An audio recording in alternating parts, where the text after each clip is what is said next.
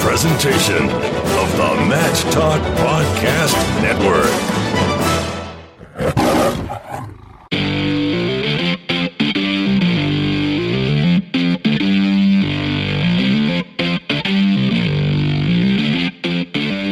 It's time for the ODU Wrestling Monarch Mattcast, a show dedicated to all things related to the Old Dominion Wrestling program. On the web at monarchmattcast.com. Now, here's your host, three-time National Wrestling Writer and Broadcaster of the Year, and 2004 ODU alumnus, Jason Bryant.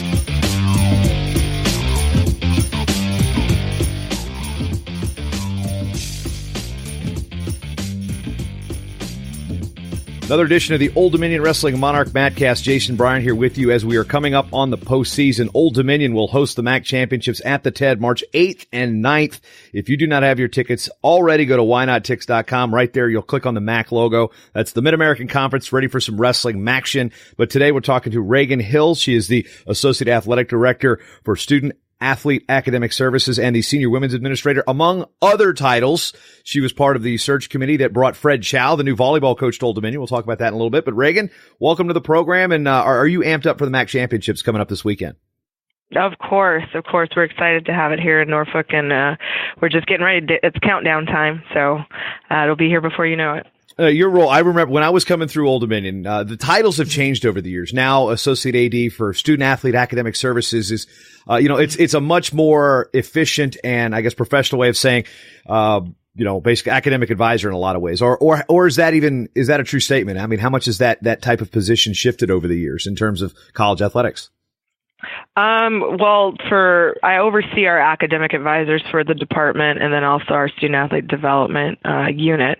It's all kind of intertwined, making sure. But over the years, there's not been a whole lot of changes. Just more departments having directors for student athlete development or their own entity. Ours here, they do direct student athlete development in addition to advise students. So it's a dual role in that appointment. But also from that, we have our educational support specialist. That's our learning specialist that gets kind of down to the nitty gritty with any learning differences, any students that come in with 504 IEPs. So you have to be very well versed in all that can happen with the student athlete's academic career when they come to college, what type of help they're going to need. And basically, we call it building their profile the minute that they're recruited. So it's a lot. And then preparing them for life after sport. Yeah, and you haven't been at Old Dominion very long in the course of your career. I mean, you've got previous stops at Power 5 schools all over the place. This is your first, for lack of a better term, Group of 5 position. What have you experienced with the position? What made you want to come to Norfolk? Well, I mean, I had been at 4 Power 5 schools prior and looking to move up in my career, and my ultimate goal is to become an athletic director. So I saw this position online and decided to apply for it. I never lived on the East Coast, and I knew there were going to be some shifts in positions as well. Was not 100% sure I would get it, but within a year and a couple months, the SWA position opened up, and then was able to get promoted to that position. So a lot of it, I've always been very strategic in my career, making sure it's taking me to that next step of my end goal per se. But this place has provided me a lot of opportunity. It's a great institution. Our student athletes are some of the best in the country. The staff that works within our department, we're very close, tight-knit. A lot of times at Power 5s, you could have 300 plus employees in a department, and we're right around, I think, 130 here. And we work very closely together, making sure that we put on the best productions for our student athletes for their sport events, and then just provide high quality for our student athletes, our coaches, administration, everything else. So again, it provided a lot of opportunity for me to put my hands in to build my, I guess I call it toolbox, to get me to that next level and everything else. So it's been great. I've been here 3 years. I spent the majority of my time in the Midwest, from Kansas State, Nebraska, Wisconsin to Arkansas, then here. But I was a former student athlete myself. So I've been in this for a long time now, but it's been great, and ODU has been a great place to work at, and our president also, the support he gives us for our athletic programs has been awesome. From a presidential standpoint, John Broderick was a former dean of students. I know as a student myself, he really had a direct impact in my academic situations that I was going through with financial aid. And I know he actually really cares about that student and student athlete. I think probably more than a lot of people really understand. But what's it like working with somebody who comes from that academic side that really knows that, yes, sports are a vital part of the campus experience, but somebody that's been a dean of students? No, it's been great. I mean, we talk every time we see each other at campus events, and he asks me how I'm doing in my area, and if there's anything that I need or support that we need on our end. So it's great when you have that person that's asking you, what exactly do you need to make it run over here? And we've been able to produce. Our student athletes are performing at a high level. We've been able to have 3.0 across the board for our teams these past years. We have 53% 3.0 in the athletic department with our student athletes, and about 35% operating at a 3.4, which is Dean's List on our campus. So for him, he gets excited when we go to those basketball games or football games, and we get to roll out all of our Dean's List students. So it's very special that not only as a staff, but our student athletes see that the president of the institution is invested not only in their sports side of things, but also in their academics. He has them over to his house, our SAC representative group, our Student Athlete Advisory Committee. And so he gets to talk to them one-on-one without us there, just to see any areas that we can improve. But I think that's great. Our student athletes some of them have his cell phone number. They can reach out. But again, it's a special situation when you can pick up the phone, text, or send a quick email, and he's going to get right back to you. There's a lot of alphabet soup when it comes to college athletics, and you threw down SWA, and we mentioned that's part of your title, Senior Women's Administrator. I've had Senior Women's Administrators on my other programs here on the Mad Talk Podcast Network. But for those who are unfamiliar with what that term is and what that term really means, can you kind of explain what a Senior Women's Administrator's role is in college athletics? Yes, it's a designated title. It's the top-ranking female in the athletic department. Duties vary institution to institution. So for me here, I have the Deputy Title IX responsibility, so handling our gender equity and doing those reviews for our department. Sports supervision, I have our, again, academic student-athlete development area. So again, it just varies. And then I also handle our sexual assault violence prevention programming for our student-athletes as well. That falls under that Title IX wing.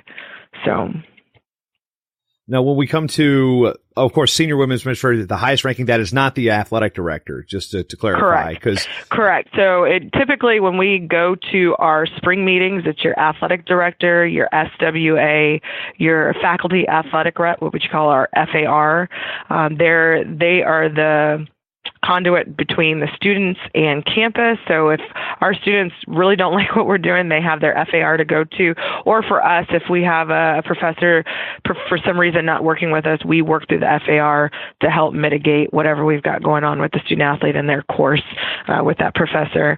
But that's how the pecking order goes from a conference standpoint. Obviously, we have a deputy AD. He's the number 2 to the athletic director.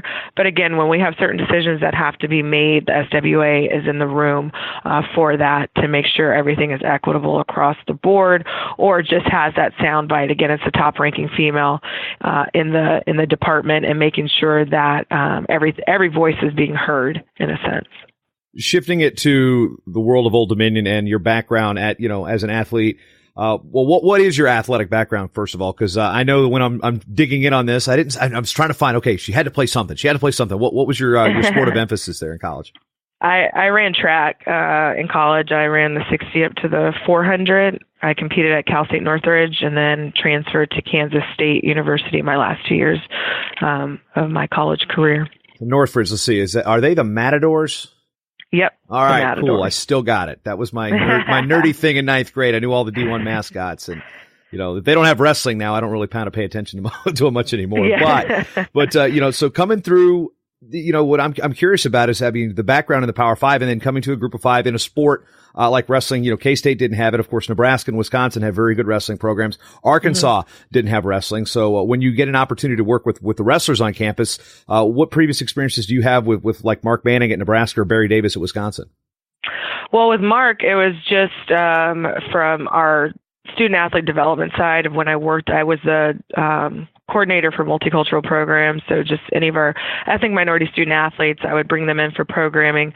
So I worked with teams across the board. Now, when I was at Wisconsin, I was the direct academic advisor for the wrestling team there, even though that was a short stay. But learning the ins and outs of it, I learned that coming here to Old Dominion when taking over the program, and Coach Martin's been great about explaining things, all the other coaches, the student athletes, and I like to get into a rule book.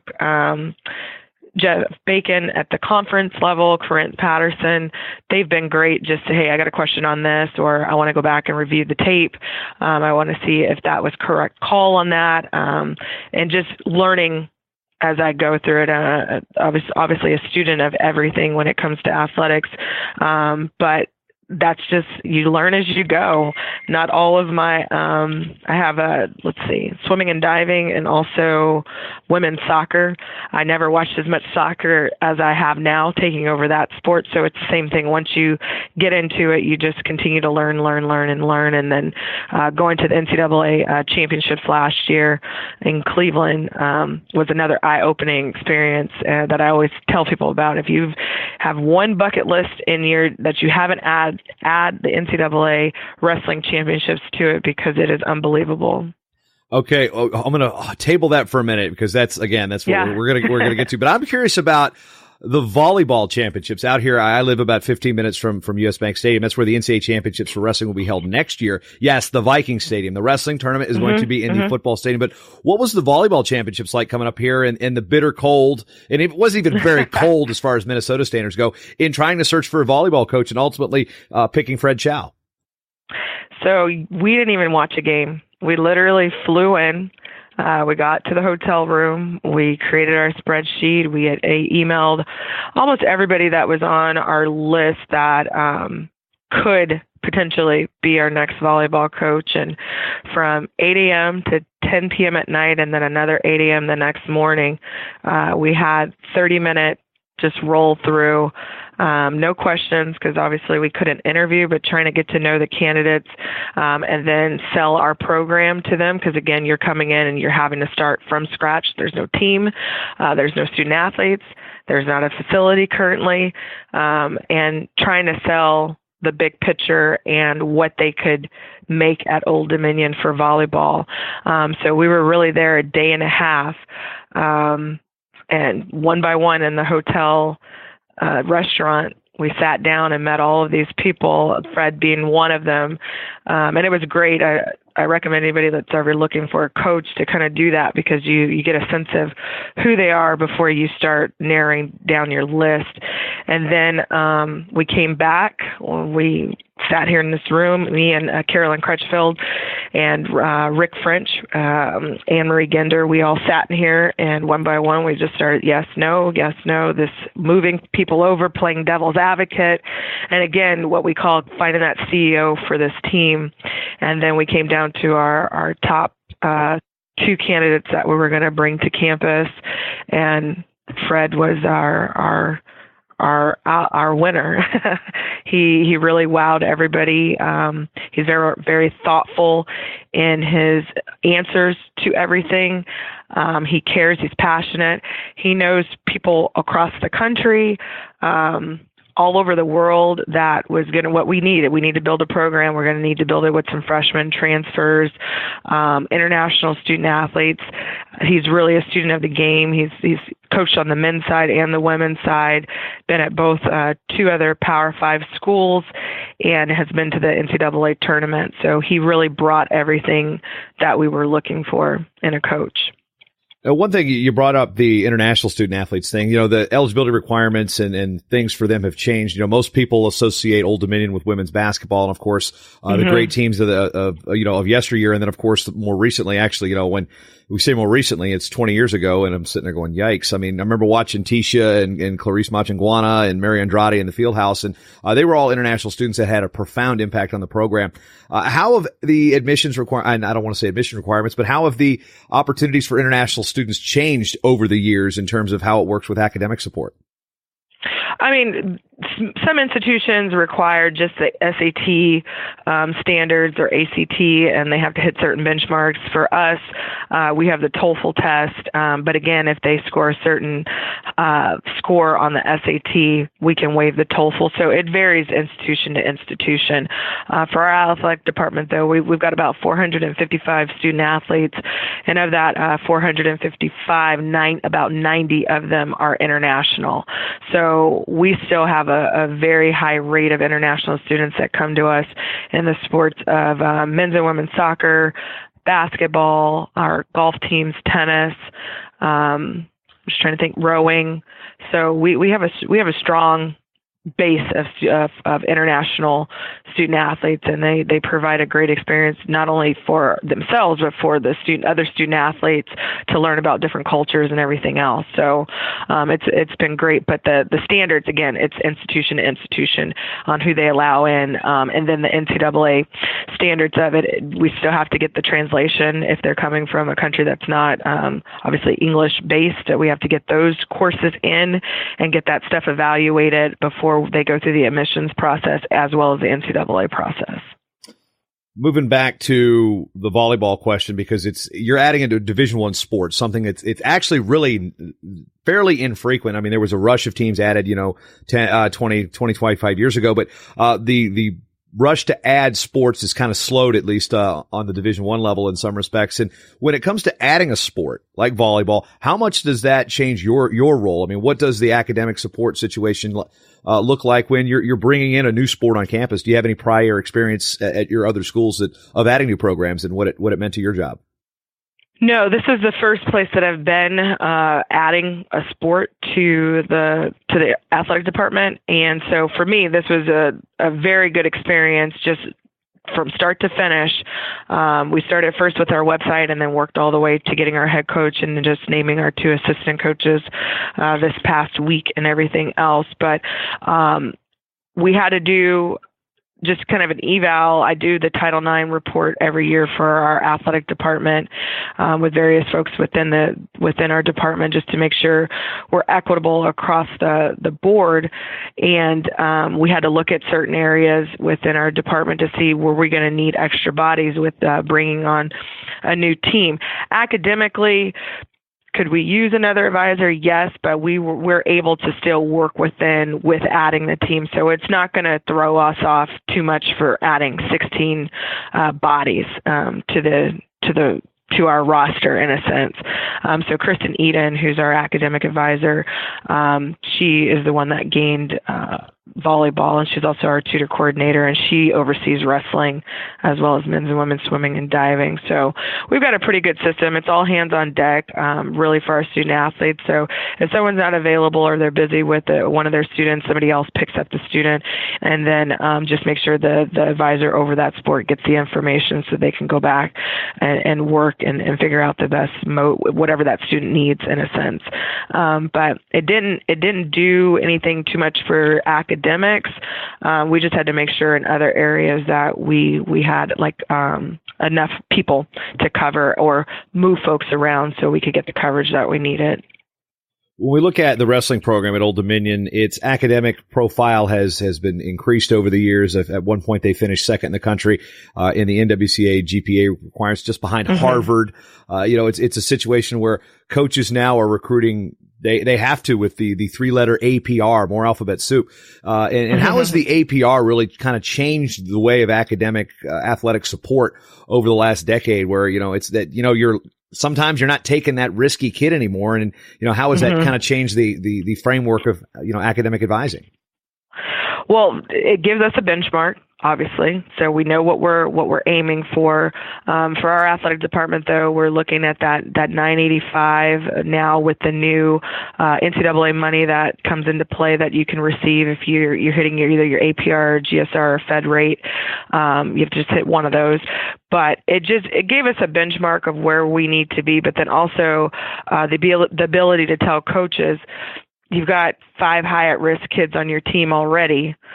We might want to think about these 3 that you're trying to bring in and what your APR is going to look like, or we've already had kids transfer out because there's the retention point with it.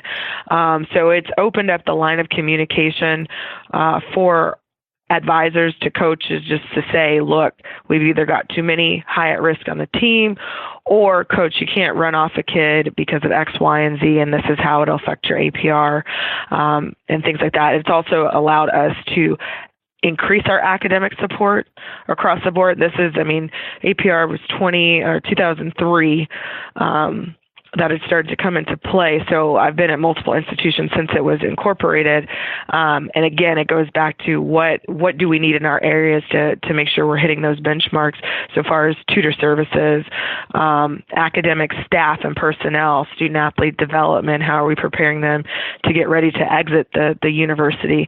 So it just allowed for a lot of resources to be dumped in the academic area, but also that line of communication between coaches and advisors that, hey, we're trying to help you and let us do that, but understand these are the ramifications if you don't, or you decide to do what you want to do with the student or bring these high at-risk students in. So we find that with non-revenue sports that are typically equivalency sports, meaning that their scholarships are not fulls, whereas football is a head count sport, basketball or head count sports. Those are full rides when you're on there. You see a lot more walk-ons, you see a lot more invited walk-ons, and those are where the attrition numbers and the who comes back year after year and those retention points. I understand that if they transfer and have a certain GPA, you get that retention point back, or you get a point back from the APR. Correct. 2.6 GPA. We can recoup that point. That's the cutoff. There's some other stipulations in there that are for the APR when they get ready to transfer, but they have to transfer out eligible for one, and then there's the 2.6 GPA that's needed. Yeah, because if you transfer out ineligible, that's the dreaded 0 for 2. And for sports Correct. that don't have a whole lot of scholarship money, sometimes if you got a kid on books, and he just doesn't work out, he or she doesn't work out, that can be a real adverse thing for your APR requirement. Correct, especially for equivalency sports. If they're on, let's say, a 75% scholarship, that's a big chunk. If they're not returning, or you're on a team where there's low numbers. So men's golf, for example, we typically have around 7 to 8 student athletes. Well, you get 2 that transfer out, or 2 that transfer out and that don't have that 2.6. That's a big ding versus a football team where you have about 115 student athletes. You get 6 that leave. It's not a huge dent in the APR number. Now, from an APR standpoint, is it just scholarship athletes, or is it every athlete on the roster? It's just scholarship athletes. So if they come on the team and they're preferred walk-on and they're on they have to be on absolutely 0 athletic scholarship, they will not count against us for the APR. Okay, yeah, because again, these are things that not just for wrestling fans that are listening to the show, but all sports fans usually are not as educated on. So one, I appreciate the in-depth discussion on kind of the things that people need to know about it. But as we switch gears to the MAC Championships and what's going on at Old Dominion coming up, what does a conference championship add to the workload of someone in your position? It's just another added project. We do so many different conference championships. We just had a women's soccer here. That's a sport I oversee. I didn't have to do too much with that one because we had just had the previous season here. But for the MAC coming in, we had to work against our Conference USA basketball schedule. So that was a year in advance, a year and a half in advance, just talking to Conference USA, helping us schedule out. So we wouldn't end up with a doubleheader on the weekend that we needed to host the MAC tournament. So that's the first thing, making sure you have the venue that you can compete in, especially when you're an affiliate school versus within that conference and everything else, because then you the conference can work with you a little bit easier. But Conference USA was great, making sure that we didn't have games on that weekend, on this weekend coming up. But then it's just, like I said, it's just an added project from making sure we have food for hospitality. Do we have the mats coming in? Who's going to be at the scorer's table? Who's going to do replay? And it's a project that we work on, and we meet every 2 weeks, and then every week leading up to it. Myself and Drew Jacobs, he is the lead so far as the facility piece of it.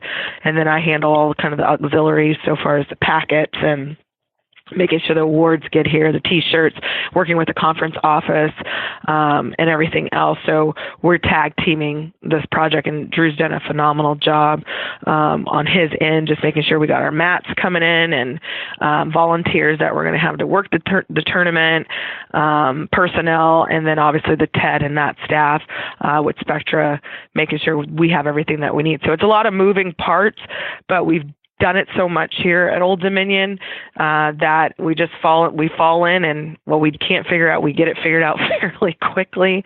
And then having Coach Martin, Steve just say, hey, this is what happened last year. But I also Drew and I traveled to CMU last year just to see the start to finish of the tournament. So we kind of had an idea coming back to ODU. So we just didn't go full-fledged with out of sight, not seeing it. We were able to see CMU, even though it was a special circumstance there. Very. Even building out the building. It was actually, hindsight 2020, it helped us because we saw how everything was set up from start to finish, day of, and everything else. It's just a sad situation coming into it, but it worked on our end at the back, and I shouldn't say it like that, but you know what I mean.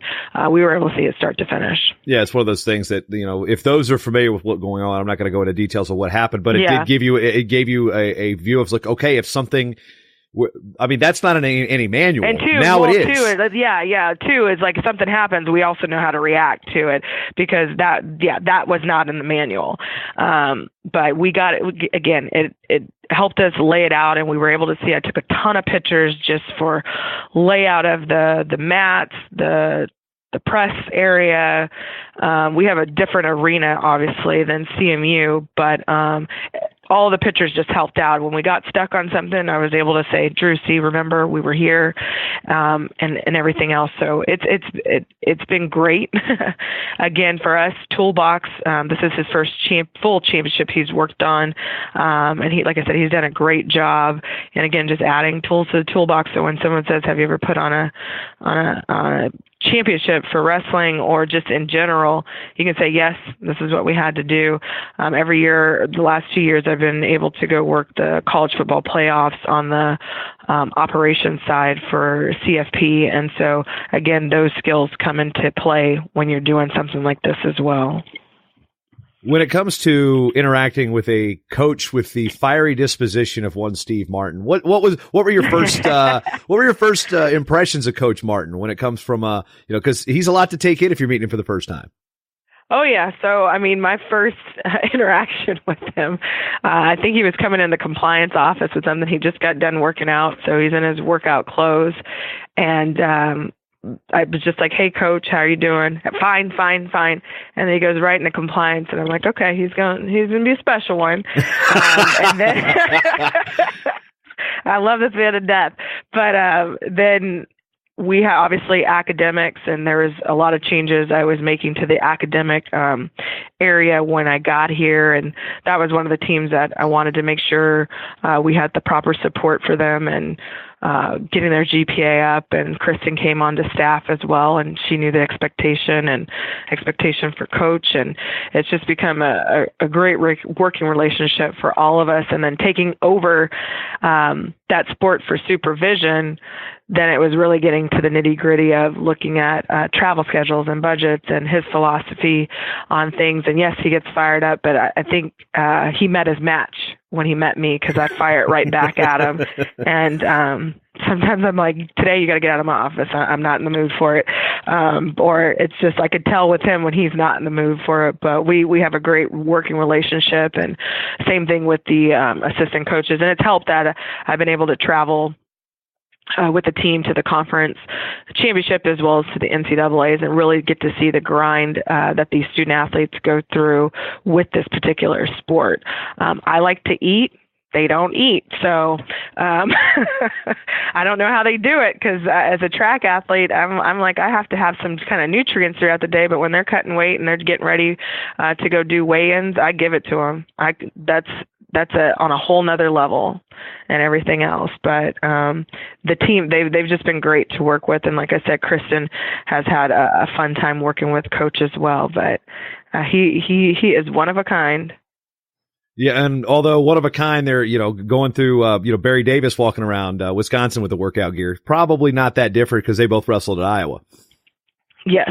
And like I said, Barry and I, we didn't have too much. I was there for a short stint at Wisconsin because I'd asked to come back to K-State and take over the football program there. But even when I went in to address those guys, they were always receptive to the help and just great individuals to work with and everything. So one thing I'm curious about as far as, academic support and academic student athlete services and such is, with your background coming from Power 5 schools, wrestling's most places a non-revenue sport. There are places like, Oklahoma State, Iowa, Penn State that draw big crowds. But do you find that the coaches of these non-revenue sports, how is the passion level for them, knowing that they've got just to try a little bit harder just to fight for more exposure, to fight for their athletes? They're not getting full rides. So, what have you seen from, I don't want to call it a plight by any means, but, the struggles that a non-revenue coach has to go through compared to, say, a head football coach? Obviously, it's always comes down to budget, how many scholarships you can offer, and then to run your program, and do you have great donor support that's going to kind of pick up the budget piece that you can't, that the institution can't provide within that coach's budget and everything else. But at the end of the day, when people put their uniforms on and they go out to compete, they're not going to worry about, we didn't have the $50,000 that we needed. We're still going out there to win and try to get our students to the NCAAs or win conference or whatever, compete nationally and everything else. So it's always going to be a budget issue. And the footballs and the basketballs are going to obviously get what they need. They're the revenue generating sports. And I always have to try to remind people of that when you can start bringing in revenue or just a donor base, that's going to change a lot of things for you within a department. But at the same time, competition is competition. You're not going out there to lose and blame it on the dollars in a sense. You got to get creative with it. Same thing for academic. I came from a Power 5, 4 Power 5 institutions, and our academic support varied at each institution. Now I come to a group of 6 and the budget looks very different. I told staff that's not an excuse.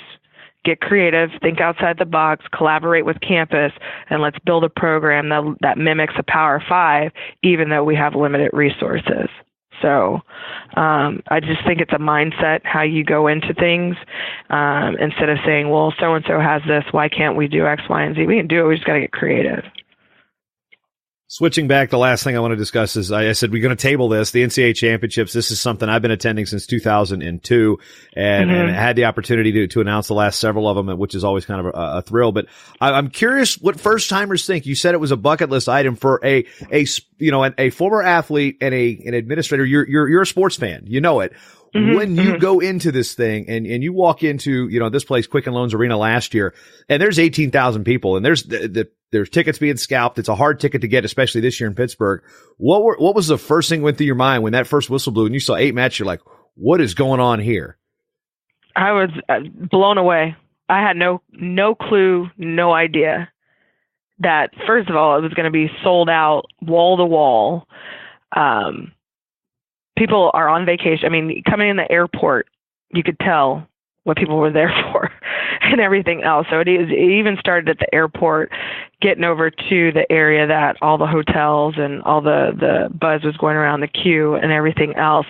But then to get into the arena and just see the full setup and all the teams, the floor, the buzz going around Anthony Holloman, who runs the championship for NCAA. He was one of my classmates in our leadership institute for NCAA, and I'm talking to him like, "Are you kidding me?" He was like, "Yeah, it's crazy, huh?" And I'm like, "This is unbelievable. I would never have expected to see something like this." So when I came back to Old Dominion, they were asked how'd my trip go. I'm like, if you've never been, you've got to go at least one time. Well, usually if you go once, you're going to go again because it's, oh yeah. You don't even have to, I mean, yeah, there's the points where you follow your teams, but just, what I love about it is, I come from an all sports background. I didn't get into wrestling until I was, 15 years old. So I was a kid, just like everybody does. They fill out their March Madness brackets and you love the upset. You love the 15 beating the 2 across all sports. That kind of, you understand the value of what that type of thing means. And then we have things like that. They had a 2 seed lose early. We have, 15 seeds making the finals. This is stuff that you don't even have to be a wrestling fan to understand the drama and just the sporting nature of it. That's what I fell in love about with the sport of wrestling. No, exactly. I mean, they're going, hey, it's the NCAA tournament. They get to the final day. It's winner take all type deal. So you like that type of competition, or I'm trying to think of, was he from Cornell? The young man that won last year. Yanni Giacomo-Hollis. Yeah, there was a Cornell champ at 41. Yeah, he tore his ACL in the semis. Yes, and I was just like, oh my goodness. But see, I like the underdog in a sense coming in and winning as well. And then we have our student athletes there, and you're rooting for them. And then you get to the final day. If they're not there, then you're kind of picking who you want moving forward to take home that win and everything else. But it's just fascinating. I just couldn't believe it. Every single day, both sessions sold out, and these kids giving it their all, coaches and just everybody. I'm telling you, anytime I talk to someone and they're like, "Oh, are you going this year?" Oh, yes, I'm going this year. Not just because of my team that I supervise, but it's just an experience. So why not? And I get to see some of my other colleagues that also supervise their teams down at the tournament as well. So it's just a great experience. Ragean has been very informational. If there's a student athlete out there, whether it be the sport of wrestling or, another sport that's interested in Old Dominion, how accessible is your office, and what can they do to ask questions if they're a parent or a coach that's interested in coming to Old Dominion? Well, I'm on the website, so they can shoot me an email or give me a call to my office number, and I'll try to get them situated the best way I can. It's an open door policy here. So as long as they've got a question, I will most likely have an answer for them. Ragean Hill again, Senior Women's Administrator and Associate AD for Student Athlete Academic Services at Old Dominion. Good luck with the MAC Championships this week, and I'll see you in a couple weeks in Pittsburgh at the Ncaa Championships. Perfect. Thank you. Thank you. You have a great day. I'll just say this, folks, as we get into our MAC preview. Wow. It is, as an alum, it is great to know that we've got someone like Ragean Hill in charge with our academics when it comes to Old Dominion Monarchs and men's and women's athletic programs. Now, we're going to shift gears and talk about the MAC wrestling tournament and what we've got coming up at the TED March 8th and 9th. 27 bids are on the line for pre-allocation. So if you are new to wrestling and you want to know how the qualifying system works, there are 3 things that factor into a conference receiving a bid at a weight class. They are win percentage, RPI, and coach's rank. Now, if you're a basketball fan, you kind of understand what the RPI is, but you may not know how it's calculated, but it is a measure of your opponent's win percentage and your opponent's win percentage. Basically, it is a strength of schedule component. So if you are 17-1, but the average records of your opponents are like 5-12, you're not going to get as many RPI points or an RPI measure as you would if you're 17-1. You've been wrestling guys that are 16-2, 16-3 consistently all year. So it measures the strength of schedule. The coach's rank is one where we have coaches per conference that break down and rank 1 through 33 in a weight class. Then you also have the win percentage. So typical wins, losses against opponents in your weight class in Division I only. So that being said, you can't fatten up on Division II opponents or NAI opponents and get a big win percentage. Now, those matches do count for your official record. They do not count in terms of trying to create qualification scenarios. So as that gets broken down, the coaches poll and the coaches ranking and the RPI and the win percentage all get broken up, and then they take basically the top 29 essentially per weight class and say that's allocated for the conference when you hit gold and silver standard. Gold is all three. Silver is two of the three, and bronze is one of those three standards, the coaches rank, win percentage, RPI. Then they are distributed through the conferences. So by weight class based on this current year's data. So as I had mentioned, the MAC has 27 bids up at Old Dominion is going to try to snag at 125 pounds. There are the top four places at the conference will go to the national championship. At 133, it's three. We'll go through that, but that's kind of how it goes down. Now let's look at the Monarchs prospectus. ODU word. And how we can expect these wrestling Monarchs to compete in Pittsburgh. So as I mentioned, there are four bids up for grabs in the 18 MAC because we lost Eastern Michigan, but we added SIU Edwardsville. And Mikhail McGee is probably going to be the top seed as we record this on Monday, March the 4th. The pre-seeds aren't out, neither are the brackets. However, we have the last rankings from February as our guide. They rank top four in the MAC. So Mikhail McGee is likely going to be the top seed, undefeated in conference, returning conference champion, followed by Shakur Laney, Drew Hildebrandt, and Dak Punky. So Laney, pretty solid out of Ohio. McGee and Laney have split this year. No, I don't see very many situations where McGee would not qualify for the Ncaa Championships because, as we've stated, there's those qualification bids. And then if you notice that's 27 bids. Well, there's 330 bids that go in and only 280 and change were allocated. So there's going to be a number of at-large bids on the table based on, everything out there. They take everybody who didn't qualify and they look through, and the coaches say, all right, we're going to pick these guys, or not the coaches, the committee picks these guys, and then they go in. So a pretty strong case for McGee, even if he flames out of the conference tournament. Pretty much, I think he's probably assured of making the show. At 133 pounds, Trevon Majette has come through, and he has kind of solidified the spot there. Him and Killian Cardinal have been battling. There's been a bunch of people in that weight class, Steve Simpson, Savion Haywood, a bunch of wrestlers in that spot. But for Majette, who is not ranked in the conference, this is going to be a very tough road to hoe. Three bids here. John Ernesti from Missouri, he was the number 5 seed at the Nationals last year. Mario Guillen of Ohio, and Derek Span of Buffalo, your top three. Elijah Jeffrey from Northern Illinois. Now, that being the top four, if he is in a situation where he doesn't draw Ernesti right off the bat, I actually think Majette has a good shot at getting in a position because he's gone into overtime with Guillen. So that's one thing that's a winnable match. He went into sudden victory. Span's a winnable match. So the one thing is you got some senior leadership there, some senior experience by Elijah Jeffrey from Northern Illinois. The conference, it's one thing you got to worry about. Where's he going to draw? Is he going to draw the 8? If he draws the 8 and has Ernesti on the backside, he's got to, right off the bat, he's got to come back through and try to wrestle for third in terms of, on paper. I'm not saying that he can't beat John Ernesti, but he would be a heavy, heavy underdog. At 141 pounds, Sedarian Perry, the returning All-American from Eastern Michigan that transferred in, he is ranked 4th in the conference, and this conference takes 4. So as the seeds go, Jaden Ironman's the number 1 seed, or likely number 1 seed from Mizzou, 2-time All-American. Cam Kelly, who knocked off Perry in the dual meet from Ohio, he's actually come back to the lineup, had a really good second half of the season. Brian Lantry, a veteran who's dealing with some injuries at that number 3 spot. So there is some question, even though Lantry did pick up the win over Perry, could there be a 3-4 swap based on common opponents or whatnot? But Sedarian Perry sitting in 4th, he's probably going to qualify. He hits a lot of the benchmarks, even if he does not take top 4. Looking at a potential semi with Jaden Ironman. Again, he can't look past anybody in the MAC. It's actually, it's pretty solid. So Sedarian Perry, I'd rate his chances to make the show again as I'd say better than 90%. So, right now, Majette has some work to do. He's going to have to pull off some upsets, and we'll see how that works. Only one automatic qualifier here at 149 pounds, and Old Dominion will send out Kevin Budak at this weight class. Sophomore, he and Keenan Carter have been battling for that spot. Budak pretty much will draw the 2 seed if things hold because he only has 1 loss in the conference.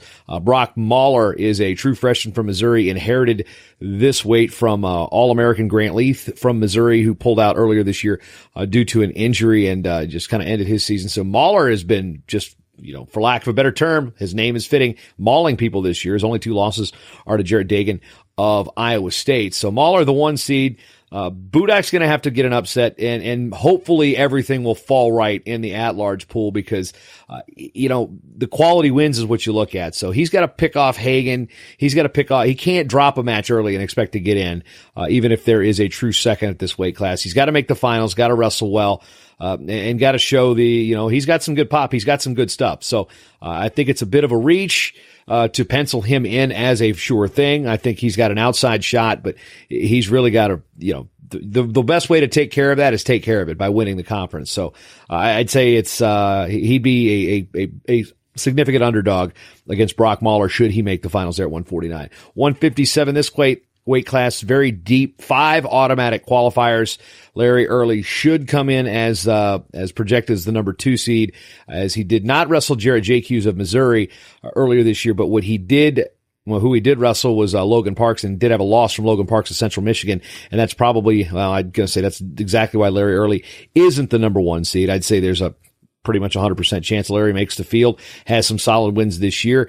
He is pretty much probably the top shot right now. If you're looking at paper as All-American threat for Old Dominion is Larry Early, again, the transfer from University of Minnesota. Has been with the program now in his 2.5 years. So, 3rd year in the lineup, 2nd year with a chance to go to nationals. So, Larry Early definitely a solid choice to make the show. Now, 165, this is a weight class that, again, only takes one. Shane Jones, the walk-on turned starter, has a good story on ODUsports.com.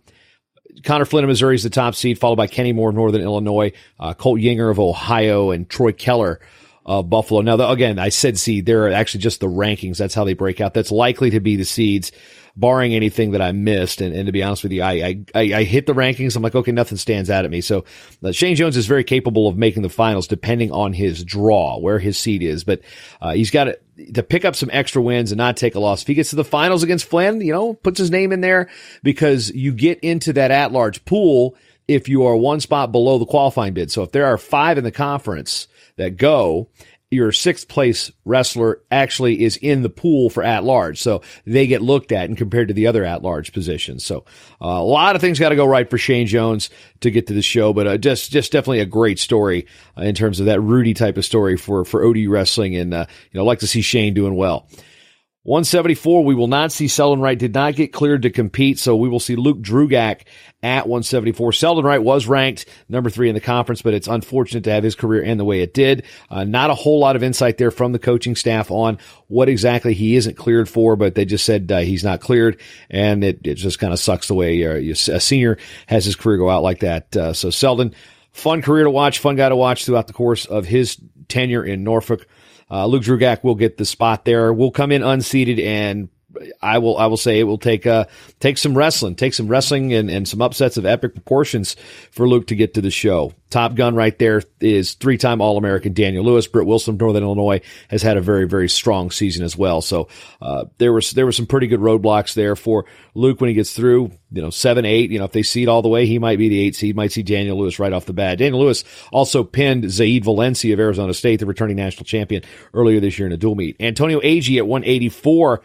Pretty good chance at qualifying here. Coming off an injury, had a really good season until he got hurt and was out of action for quite a bit. Picked up some wins up at I believe the Matt Town or Cornell Last Chance, one of those tournaments at the end of the year to get his record up.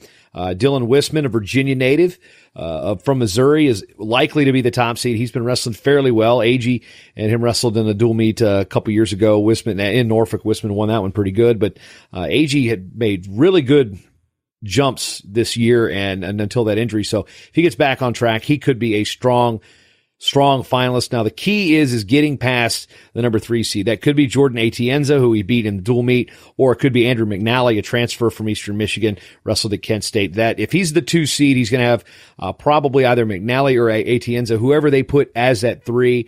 And with only 2 qualifying here at the conference, getting to the finals is crucial.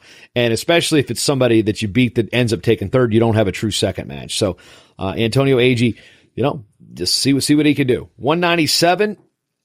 Tim Young has really come on in the last part of the year. Beat Stephen Loasso, who's ranked number 11 in the country. That's going to help his at-large considerations, but he's got to make the finals to even be considered for an at-large. And with just his record a shade over 500, I really think that's a bit of a reach.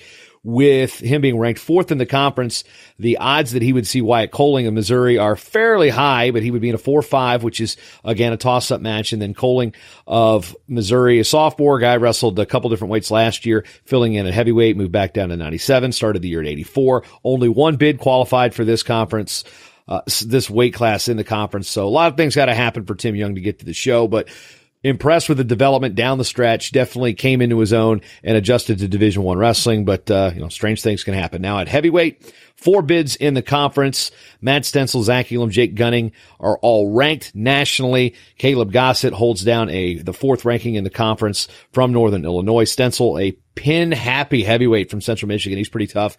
Zach Elam, junior world silver medalist. He's a true freshman, and Gunning has just been around for a long time. This guy can scrap. So for Will Hilliard to get to the show, taking a 4th place will do it. Really, you don't have to win every match. You just have to get 4th. And in Hilliard's place, he's been out of the lineup most of the year. Got to give credit to Ali Wahab for stepping in and filling in again. But Hilliard gets the spot here, and we'll wait to see how the brackets draw out. So he's got options here. So he's got probably more wiggle room than a lot of other people do in the lineup. So that's how we'll wrap things up. If I had to guess, let's see, 1, 2, 3, I'll say 4. I think best case scenario, actually a logical scenario, I'd say 4. At worst case, I think there can be as many as 6 Monarchs compete. I think 4 or 5 is the most realistic in terms of my somewhat biased perspective, but somewhat knowledgeable perspective on the landscape of college wrestling. Again, March 8th and 9th, whynottix.com, $30 for all session seats. VIP seats available for $130, and get that $30 pass. I mean, you get $25 a day or $30 for one. Makes more sense. Whynottix.com. Click on that Mac logo. I'm Jason Bryant. I'll be out in Roanoke for the Division III championships, and then back here in Minnesota for the Big Ten. So sadly, I'm unable to attend the MAC championships this year, but maybe sometime in the future we'll get them within driving distance and we can work things out. So that's all I've got for this edition of the ODU Wrestling Monarch Madcast. Actually, I lied to you. I got one more thing. WrestlingPreviewGuide.com, wrestling fans. Use promo code MONARCH. So WrestlingPreviewGuide.com. When you check out, use offer code MONARCH to save $5 on this thing. It is my digital preview guide. It gives you every stat, every wrestler, every result throughout the course of the season. You're going to love it. Bill Cali says buy it. Steve Martin says buy it. I say buy it. You'll love it. That's all I got. WrestlingPreviewGuide.com. So for this edition, let's trip over words here. Communications 101, WODU, showing through. I'm Jason Bryant. This has been the Old Dominion Wrestling Monarch Madcast. We'll see you at the TED.